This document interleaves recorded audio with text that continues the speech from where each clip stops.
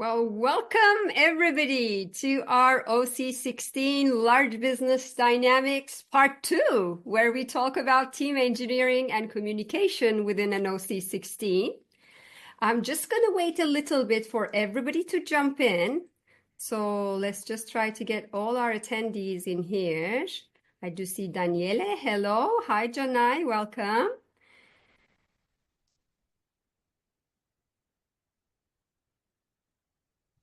Welcome. And also shout out to all of you who are going to catch up on the recording. I know we have a lot of recording people who enjoy doing things at their own time. So hello to you as well. And I think people will just jump in automatically as they come in. So maybe we could even get started. So we keep to the time. We start and finish at the destined time. Hello, Khan. Great to see you. Welcome. Great. Lovely. Yeah, let's just wait a little more to see if anyone else wants to join live so they can catch up. Or why don't we just start introducing ourselves, Boris, and then that will allow people to jump in before we get into the content. Maybe I'll just kick us off. What do you think? Yeah, kick us off. Shall we get going? All right, beautiful. Alrighty, let us get started. So again, we want to keep this webinar to about an hour the most. That's the idea. And this is part 2 of the previous webinar that we have done, where we actually spoke about an introduction to OC16 and more around the power bases and how we see a large organization from a human design perspective in business. Today, what we're going to do, and this comes from our reflection at the end of the webinar with Boris, OC16 information is so deep, we didn't have enough time to jump into engineering. How do we engineer OC16s and how do we establish the communication lines? So we said we should do part 2. So that's what brought us here. And again, we want to finish off the webinar. So we're going to give you some information about the team's application of human design and how we engineer pentas and about the communication lines. And then we're going to quickly tie that to a business example, which will be my example when I used to be a leader at Microsoft, how I managed my team quite unknowingly, and it fit perfectly well the way we grew. And we were a successful team, by the way. And after seeing it through the OC16 lens, I understood why it turned out to be the way it is. So I'm going to be sharing that real life example with you. And today with me, I have Boris Nedwed, my dear colleague and friend. And Boris, I'll just give it to you to introduce yourself. Hi, everyone. Welcome to the second part of the webinar. Yeah, my name is Boris Nedwed, and I'm delighted to be the assistant to Banu teaching the course starting next week. And I have more than 2 decades in a large corporate world experience. I worked in different roles in that large company. I have multiple certifications. I worked in multiple different business streams and business functions. And furthermore, I'm an NLP coach, human design analyst, BG5 career and business consultant. I even have written out 3 books about human centricity. And for me, it's really what BG5 or OC16, what human design has given me is something that goes beyond traditional coaching mechanisms and tools. It's really something that brings out the human strengths. So the individual strengths into the game. And that is why my goal and what legacy I want to leave behind is I want to change the corporate business world by placing really the human in the center, back into the center of the attention of the businesses, where then people can thrive and companies can thrive. And my life purpose comes handy with that because it's for me the uncovering the hidden and translating it into palpable and practical solutions. So that is quote unquote my call in this game, whether it's BG5, whether it's human design, whether it's OC16, to make it palpable, to make it applicable to companies, to the businesses, to people. And that's why I'm delighted to be part of the journey with you, Banu, and give it back to you. All right. Well, thank you so much. And I think the book that you just published requires an underlining. So Boris just published his third book. It just came out. It's available on Amazon. Maybe Boris, at the very end of the webinar, if you want to talk a little bit about it. I think it's a gift to the human design world because it's talking about how we can really apply this in businesses with Boris's vast experience in the corporate world. And I'm delighted. And in the book, you won't find too much about knowledge or information about BG5. Yes, that's what the knowledge part we teach at the Institute. But Boris brings the angle of how do we actually apply it in the business world in his book. And I'm very excited. I just received my copy. Actually, it's on my desk. So I'm just going to pick it up, Boris, to show the world what you have published. So this is Boris's book. And it's, yeah, maybe I'll give it to you at the very end so you can talk about it a little bit. So quick intros for me. I know many of you know me, but quick intro. So I'm a human design in business enthusiast, and I have been certified in any type of form certifications available in business. And I work with leaders in helping them be more successful, be more fulfilled, and not only for the leaders, but for their organizations as well. I worked in the IT industry as a leader. That was 25 years in the corporate world. And very recently, I've just started doing my passion around applying human design in business, and that's what I do now. And I have been blessed to be teaching at the Institute for the last 5 years, the certification courses. And my life purpose is being a teacher, actually. So it gave me the goosebumps when I found out about it. And I believe this is what I'm supposed to spread out and teach. So that's my passion. And on the slide, you see my handle. So if you want to connect with me on LinkedIn, I also have a newsletter where you can find it in the barcode. We have a community. So just connect with me in some way or form. And we can go on this journey together. And then through the BG5 Institute, of course, through the webinars and through the classes, we can only spread this word out to the business world together. And it's really important for me because my job at the Institute, helping consultants being certified, teaching them, sharing my experience with them is a big thing because it's where I can really create ripple effects of people from all over the world spreading this knowledge to the business world across the globe. Yeah. All right. So let's start diving into the information now. Very briefly, we want to just mention the building blocks of a large group, which we had mentioned in the previous webinar. But Boris is very skilled in making these slides come out live, and he just worked on these slides. So I'm just going to take you through it once again. So there are 3 key building blocks for an OC16, yes, and this is what it really is based on.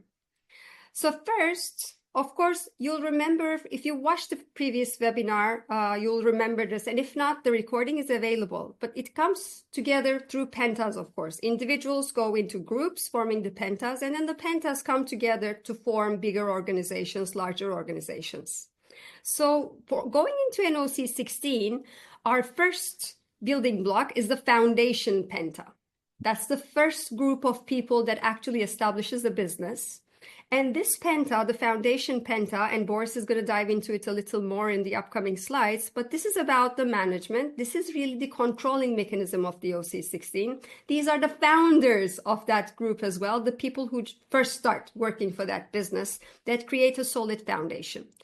Once the business starts growing, and we're going to dive into this as well, we have the expansion penta. And this is about supply, because the workload becomes so much that we need to supply resources, other things that need to happen from an operational perspective as well, and take the workload away. So then we need the expansion penta as the business grows. And when it grows even further, we have the coordinating penta, which is about creating more demand because we have an established foundation. Now we have the necessary resources and operational practices in place to support it. Then we have our coordinating penta that is really going out there in the world to grow this business even further. And what happens once we establish the coordinating penta is that it creates pressure, really, and direction for the for the whole organization, for the whole OC16 in itself. So we're going to talk about it. That forms the OC16. And when you think about this, of course, it comes in a three-dimensional or multi-dimensional form. And all the organization is tied together under the alpha, of course. And it operates with different set of rules that we are going to be speaking a little bit about. And if you're able to really take advantage of all the dynamics that happen within a large group, you could really ride the wave of becoming a very successful business without even touching much or forcing too much, okay? Just taking advantage of the energy dynamics that are there. So Boris, could I give it to you to talk about the foundation penta? Yeah. All right. The foundation penta is basically, when you look at it, it's really the foundation. It's the basis where everything else is built upon. So it's the first penta, it's the core penta, it's the background, really the basis, and that forms what comes upwards. The core penta will change. The elements of the core penta will move to other pentas, and if you can just like click through. Oh, I'm sorry. I'm so bad with these animations. Animations are my thing. So the elements of the core penta will move to other bits of the pentic forms, the other parts of the groups, and we'll come to that a little bit later. But that is how you actually build the groups within the groups that form then the bigger organization. And it expands to provide this continuity to become departmental, to grow as a business. And the most successful way is to engineer an OC16 from a functional penta. So forming the basis, if you have a sound basis, a sound foundation for a house, for example, you can build the first floor, the second floor, and the roof upon it. If your foundation is not sound, then the first floor you might be able to build it, but then the second floor would already start collapsing because it doesn't hold. And in the foundation penta, it's really where we start looking at these departmental values, because it might have a tendency to grow. If it's a successful business, it wants to grow. And that is when this information comes in handy, and you can start looking at it and understand how you build further. So you start a business with a solid foundation, and this could be typically the founding penta, the foundational penta, and then from there you grow. And it's ideal that you have a business already since or up to 2 years, and it's really a functional penta. Everything is there before you start building on top. Because this is when typically happens as well. That's what Banu already mentioned. When it becomes so successful, there's work and work and work and work coming, and the 3 to 5 people of the foundation penta cannot handle the workload anymore. So you need to expand, you need to grow, or you say, look, I lose all the business and I scale back. That is as well an option. But if you want to grow, then the next thing is the expansion penta. But it really starts with the office stability. So you need to have a stable business. You need to have a stable out of 4 people plus the alpha, so making up the 5 people, having this solid penta, having a functional penta, really aiming that you have no loopholes in the pentic form. So everything what you need, the 12 business skills are there. And then to work with it, and over a 2 years period, then you start growing it.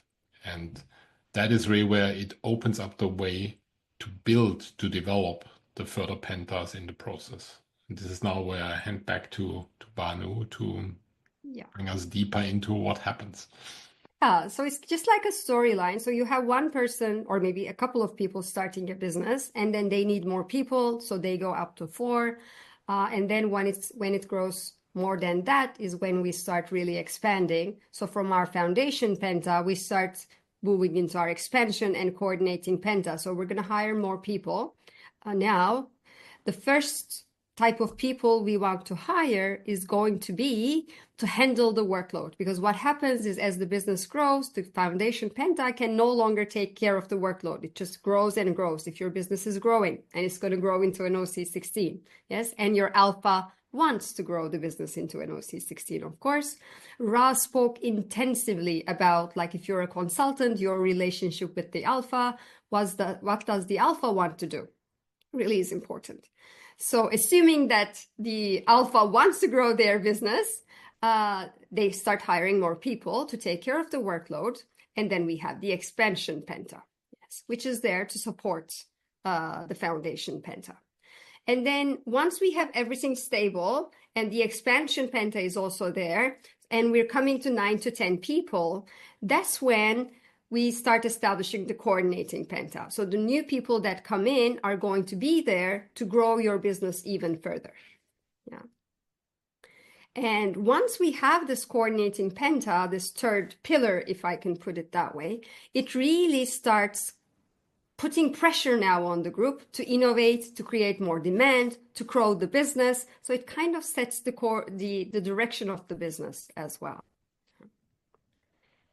So it really makes sense, this multidimensional relationship of growing the business and how they actually coordinate together in that sense.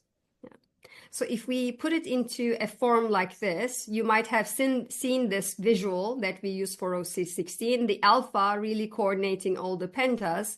This is kind of what it looks like. So our foundation penta really is connected to the WA, so the bigger organization, through this logical enforcement, which is actually making sure things happen. We have all the processes in place. We have rules and even a police to chase everything. But we establish, and then we establish a control mechanism at the same time. The expansion penta is about interaction, because it's taking the overload and it's also supplying. Yes. So, and it's also, as the group is growing, this interaction becomes a very important piece. And although we can take it in the sense of interaction within the group itself, the Y itself, to me, it also has connections to the outside world as well, in terms of interaction. And then the coordinating penta, as we said, put pressure, we said, and see where it's connected. It's connected through the innovation, the 360, and it's like a pressure center from down below. See how it comes in. It really puts, looks for more demand and coordinates everything and puts pressure on this OC16 actually. So that's what actually happens. So Boris, is there anything you wanted to add to this? And maybe not. I just wanted to ask you. It's actually just maybe to recap of what you said about the 360 and the pressure. It's really the pressure as well to innovate. And this is where it comes from. To keep the organization alive, to have new products, to have new services, to do research and development, to look at what customers, consumers, clients really want, to be able to build on what they have, something new, to be still in the game, to be still in business. And that is like putting the pressure upwards to say, yes, we need a direction that moves us forward and not backward. And this is where this pressure comes from, and where as well the outside demand needs to be created. And this is what demand is about. Yeah, exactly. So this is our foundational blocks, and this is what we look at the foundation, the OC16 course, actually, setting the foundation and growing the business. Yes. So this is how we start the group engineering part. But now let's look a little further into how we do the engineering. Yeah. So maybe you want to do this one, Boris, and I'm just gonna. And for everybody who's here, most likely they know BG5. And when we look at BG5, like the pentic forms, the pentas, the aim is always to have no gaps, to have all the 12 business skills, they are there. And that because then the group can thrive, and it's just normal that the group would be successful. It's the outcome, the outflow of that. And the goal is really to eliminate gaps to come to a successful penta. Now, in an OC16, it's the opposite. You have the 3 pentas that form the OC16, the foundation, expansion, and coordinating penta, but you want to have gaps. You want the gaps and you want to engineer the gaps. So this is where you actually put then the necessary focus, the necessary work allocation, necessary tasks into these respective teams, groups, individual people to actually fulfill the purpose of the business. And this is where there is a difference between BG5. You look for no gaps, because that means gaps means dysfunctional. No gaps means functional. And in the in the OC16, actually, you look for gaps and you want to engineer the gaps. You want to make sure that there are some gaps and you arrange the gaps that you can, quote, unquote, control them, guide them, steer them. And that is as well what brings us into the next step. And the how do you communication do, lines. the engineering, how do you use then the communication lines to like have that all coming together and all work together? Yeah, and I just an addition to wrap this slide up is the necessity of the gaps within an OC16, and the way we can engineer it is if we want a certain or group, so a penta, to be focused on something, all we need to do is leave a gap in that direction in whatever skill or focus we want this penta to have. During my observations in the real world, and when I went through OC16, which has been the course itself, it's been some time, but I remember from the examples we had discussed in class at that time, it really happens this way in real life. Whatever the penta is missing, that gap becomes the focus. And when I give my real life examples, I'll also try to show you how it was showing up for us. So leaving a gap is really engineering it for that penta to have focus. And with that, I'm going to move now to the communication lines, which are different, okay? Because we're talking about this multi-dimensional thing. So it's not like some 2 or 3-dimensional thing, but there's constant communication within the pentas, within the individuals, between the alpha and everybody. And it really becomes important when the organization is big, that we have this communication lines established clearly, especially for the alpha, because the alpha wants the organization to be moving in a certain direction. Yes, if you're a leader of a business, you want everybody on the same page, headed towards the same direction, with common goals. So this business is successful. That's why we establish businesses, actually. They are established to be materially successful. But with that, I'm just going to put in parentheses, of course, we can apply OC16 to any type of bigger organization that does something together. So it could be sports club, it could be a nonprofit organization. But all in all, whether it's a commercial organization or not, these groups come together for a purpose. And they want to have a common direction and do things together. So this can be applied to multiple things. Yeah. So now let's talk about the communication lines. All right. So I'm just going to get this going like this. So we talked about the pentas. Yes. Now, the organizational communication that happens, yes, really locks the people in. So the gapping concentrates the pentas into what they're going to focus on. There's always a way of interacting with each other. Yes. There's constant interaction and movement at the same time. And we talked about the power bases. So I'm just going to pick up, I think I had put yeah. So you'll remember, because we didn't have a slide, I'm just going to use this. But when we spoke in webinar 1, we gave some information. When we talk about the OC16 channel itself, the leading channel that's there, they all have power bases. So for example, management has a power base that has this. Interaction has a power base that has this. So the organizing channel itself, the lead channel, pulls their power base and gets out of them what they need. And different from the penta, it concentrates on all 64 traits that are available within the organization. So now going back to the communication channels here, so there's this 3-dimensional thing that's going on. We have our pentas that are focusing on their gaps. And at the same time, we have individuals in these pentas that have different skills. So they can have the OC16 channel, they can have certain things from the power base, yes. So the organizing channel itself can have its power base anywhere in the organization. That's why I keep on saying it's so multidimensional. It's not like a lateral or flat thing that we're talking about. So what happens is the communication lines really coordinate everything and tie it together. That's how the WA comes into being. Let me put it that way, this energetic form with all the pentas being connected to each other and everyone within their design, disseminating something from an OC16 perspective, and they're pulled into power bases through that. And when you can really make sense of how to use this, especially important for the alpha, then you can land your messages with the power bases into anywhere in the organization and be successful with it. So it's the type of genius that you can use to make sure everybody vibes and certain messages are landing and taking the power of everyone in the organization to communicate internally and externally at the same time. And as we said, of course, it's all held together by the alpha. Yeah. So the alpha is the focus point, really.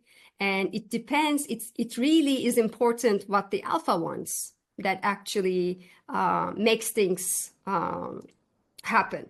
But Boris, I'm just going to give it to you if you want to maybe just elaborate a little further on the slide.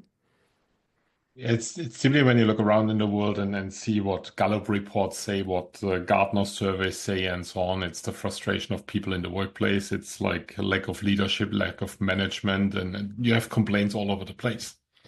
Now, if you think of it, it's typically an alpha, meaning a lead, a team lead, a company owner, a department head, whatever it might be, in whatever shape or form in the business world. If this person would know this information, how to actually communicate, what to do, how to engineer, how to give the right tasks to the right people with the right strengths, that would be the ideal situation, because then the alpha would have less work to re-explain and retrain and re-educate the people again and again and again. And the people would thrive because they work in their skill set, they work in their strengths. And if you give that information to an alpha, to a lead, to a business owner, company owner, department head, they would know how to reach the respective areas in the department, how to communicate the financial results down in the financial organization, how to work with the operations department, how the operations manager or director would then be able to influence how manufacturing is done, talking to the right people in the right ways and leaving these gaps there. So the alpha is the focus point because he has quote unquote strings in the hand to be able to pull wherever the leash needs to be pulled. And this is something where with that information we can support the alpha to engineer the pentas from the very beginning in the right way, or to engineer the pentas then afterwards, and how to talk to the people, how to talk to these groups, how to use the lines of communication within the 6 domains of an OC16 to be able to influence in the right way, that people understand it, that people know what to do, that they understand why they do it, and they feel a purpose in it. And the best is then they are used in their strengths. They're used in their skill set that is intrinsic. So it's for me the right thing that lets everybody thrive, and it's a win-win-win situation for a company, for individuals, for teams, for the leaders. That's what it is. That's why the alpha is so important. Yeah, and we have a question in the Q&A. Palesa is asking, the department head doesn't have to be an advisor. They engineer per OC16 knowledge. And the answer is yes. So if you have the OC16 knowledge, you can pretty much land any message with the right power base, and you don't have to have it, really. The alpha doesn't need to have it. Although when we go back and really look into the business world, we see like many leaders with the management channel defined because it comes naturally to them. But even if the leader didn't have any of it, they could still lead and land the messages correctly because they know how to take advantage of everybody's design in landing messages and making things come through in a way that the organization is heading in the right direction. So, Palesa, I'm just going to give an example now from the real world. One example that I actually implemented, because I worked in large organizations for 25 years, though I don't have any OC16 channels. And after I understood the knowledge, just looking back, I could see some areas that were very helpful for me unknowingly, where I was able to utilize these, because people's designs speak out of them already. So even if you don't know human design, you get an idea whose strength lies in where. And if you're a smart manager, of course, that's what you do. Unknowingly, you utilize this. That's what I did.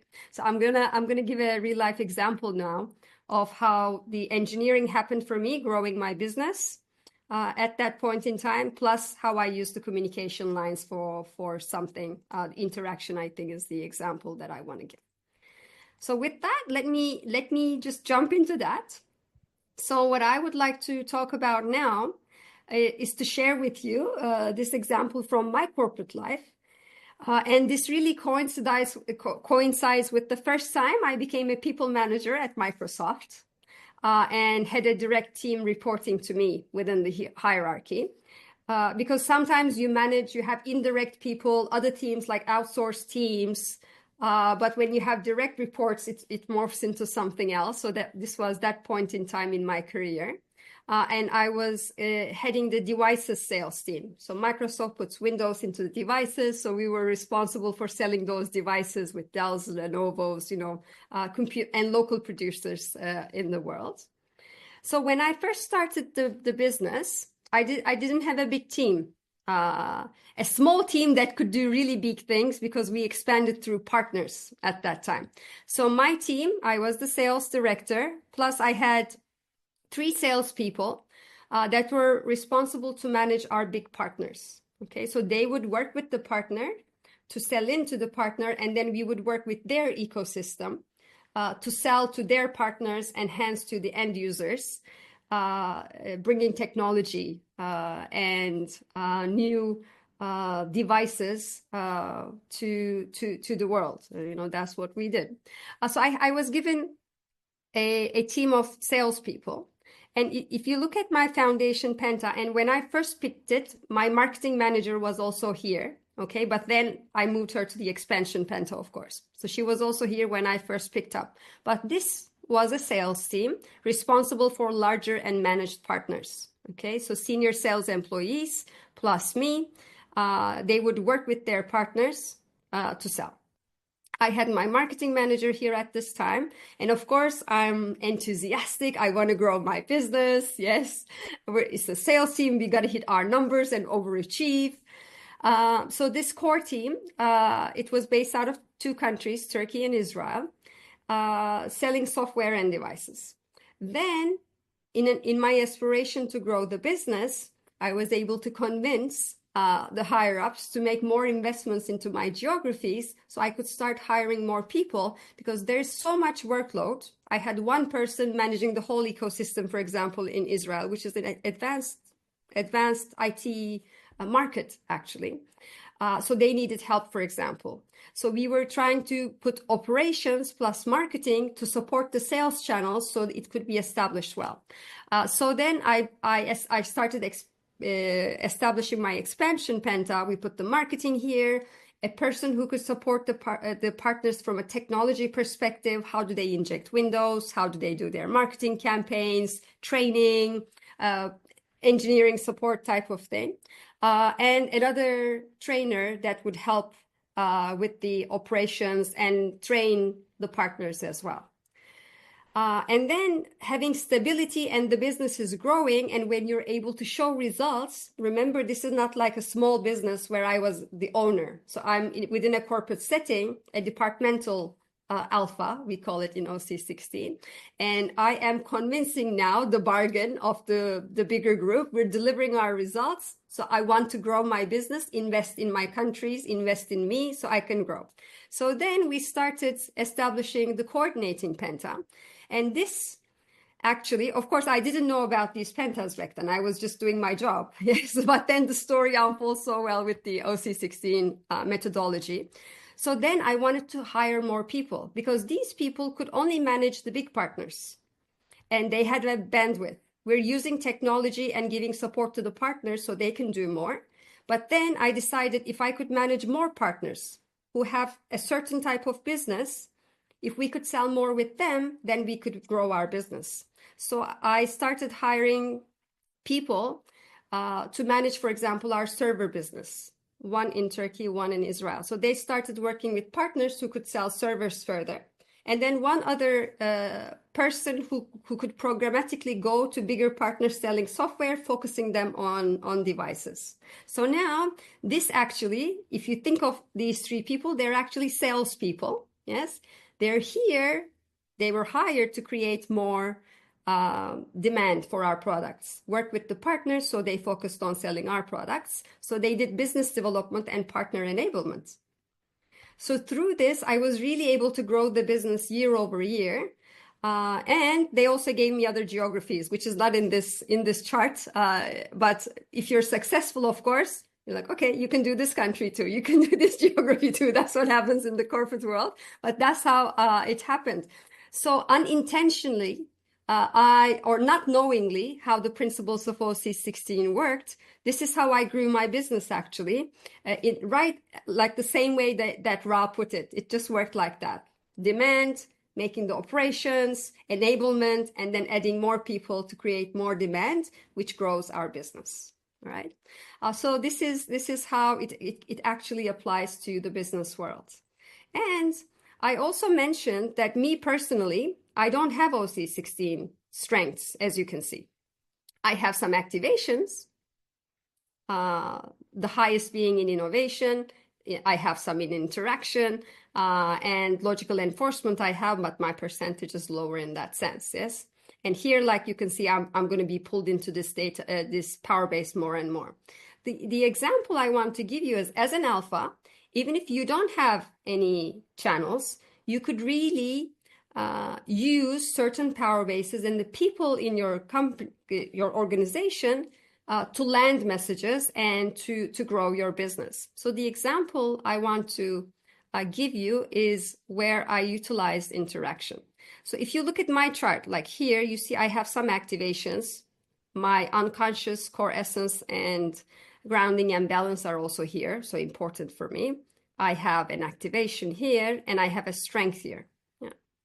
So 44% of the activations, 6 traits, my core essence and grounding are here.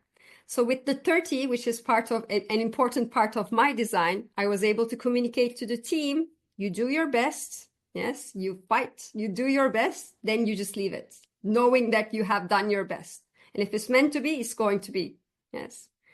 So then that's what we did. And also commitment, being committed to what we're going to say, but first, always concentrating on prioritizing what our commitment is going to be, but then really committing to it and abiding by our word. So these are things in my design.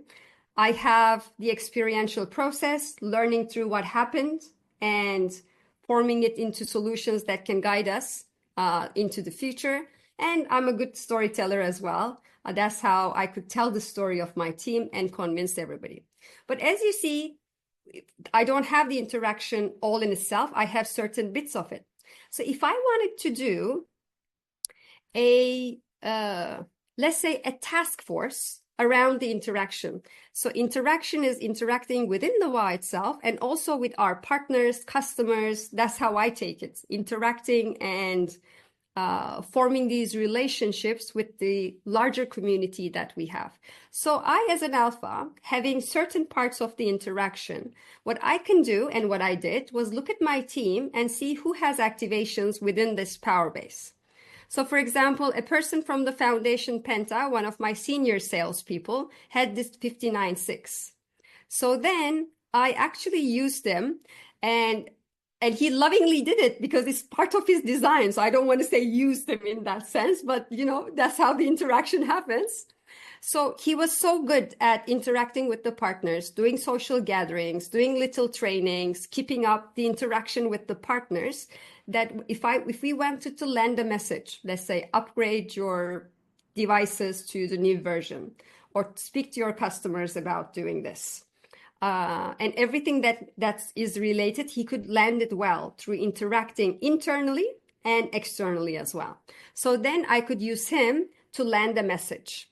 In the expansion Penta, I had this other person, such a great engineer, where he could really contribute in terms of interaction to supporting the partners technically, doing presentations and interacting with them.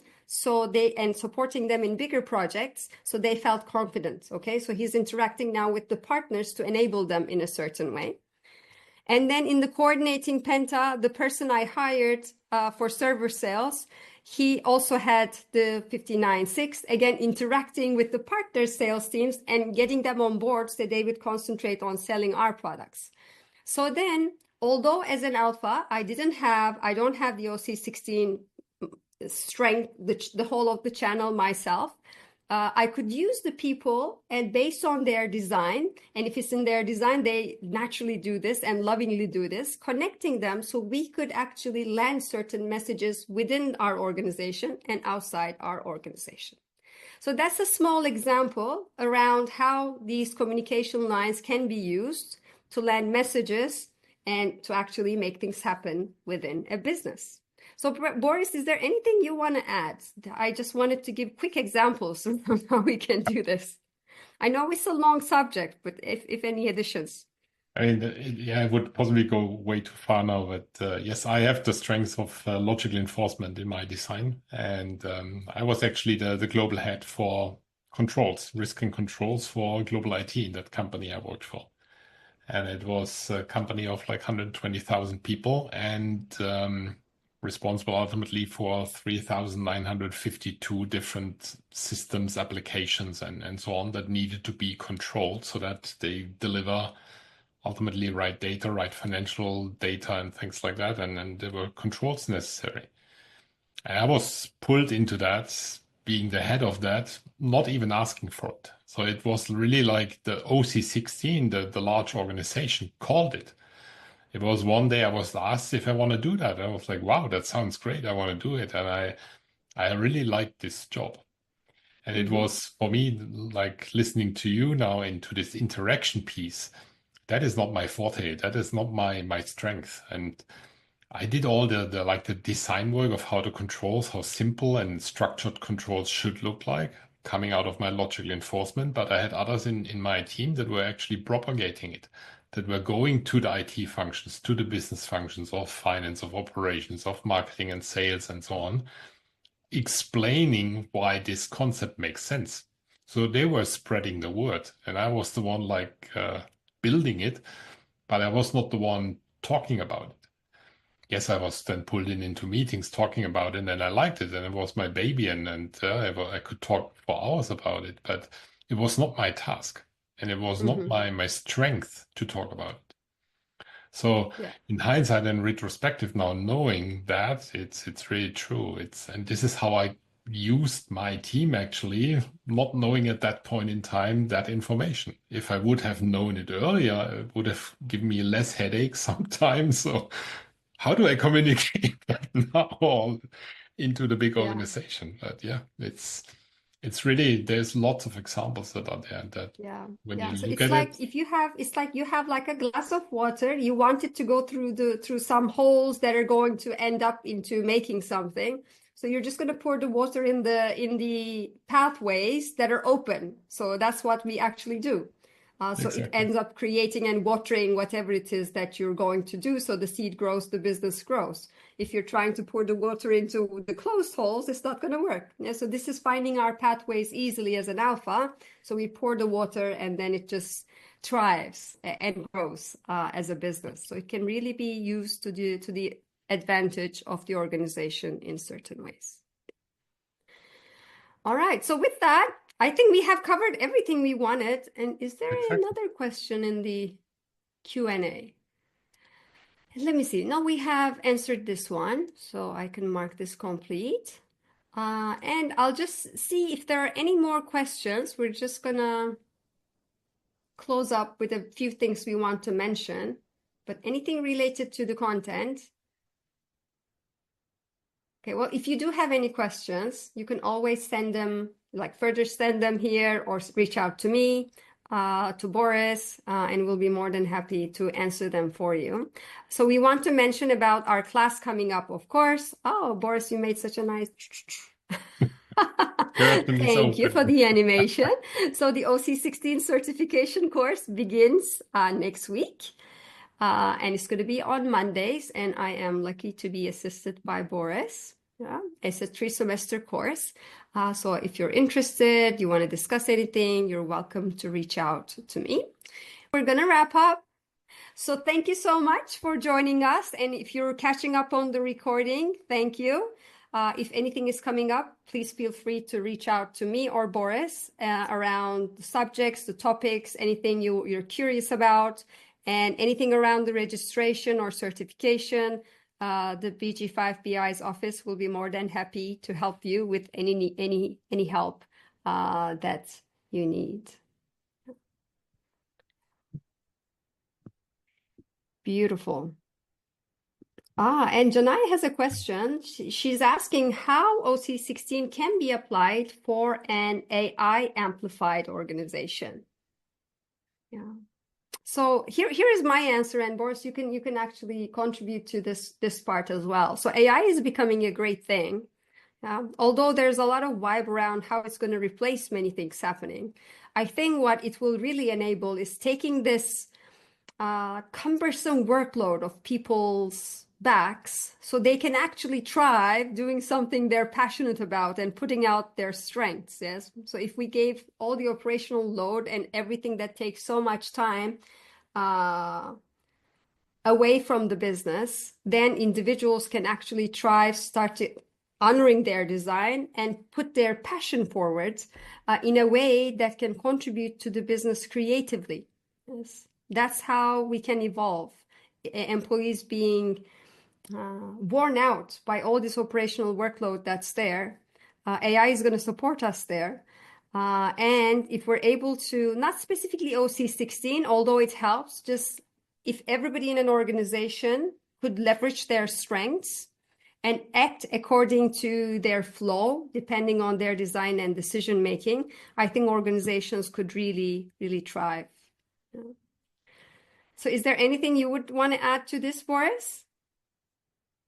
AI is such a wide field, and how that would evolve, nobody really knows. I looked at when I worked in the company, I was looking as well at automating things, and automation was, you do it programmatically via a program. If you have a combination of selection fields or whatever, you do something like that. So it's a 1 + 1 = 3, boom.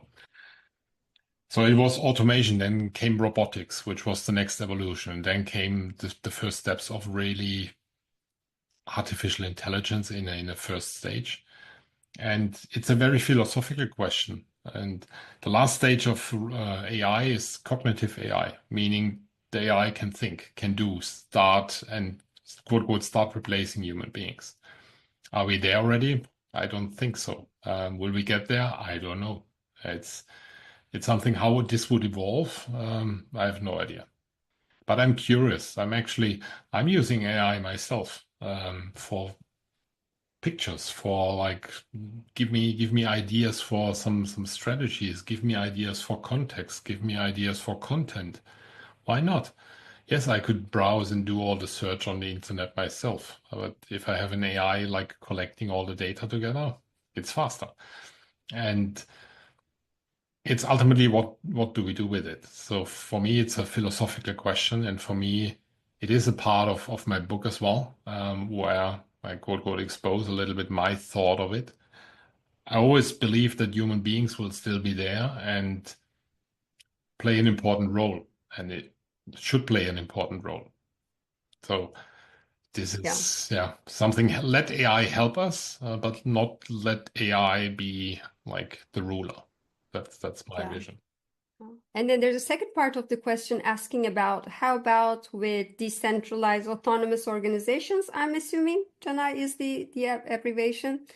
So if couple of things. So according to human design, with the changing era, as we're moving to the era of the individual, the organizations of today are going to collapse, and we're seeing it. Yes, more people moving to do their own thing, more entrepreneurs, startup culture. People no longer want to work for a paycheck, and the organizations too, they're trying to do things differently.